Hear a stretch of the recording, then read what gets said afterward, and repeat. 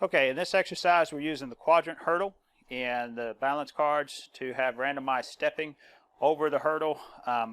The patient is to stand over the particular arm of the color that's on the card.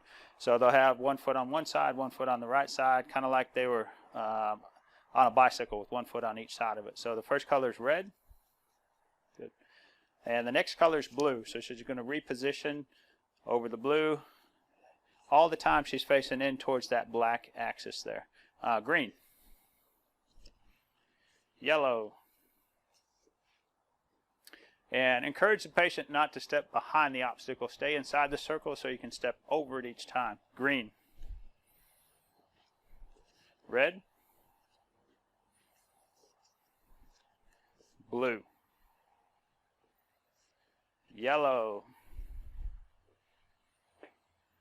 Now we're getting yellow again, so what happens when we get the same color twice in a row is the patient would face away from center this time and stay facing away from the center until we get another double in a row, kind of like a reverse card in Uno. Blue. Green. Red. Red again. So now we get to turn around and face towards the center. And we can keep going with the use of the cards in that same color order. To make this more challenging, we can raise that hurdle higher off the ground, or we can deliver the cues quicker to the patient so they have to keep up at a more rapid pace.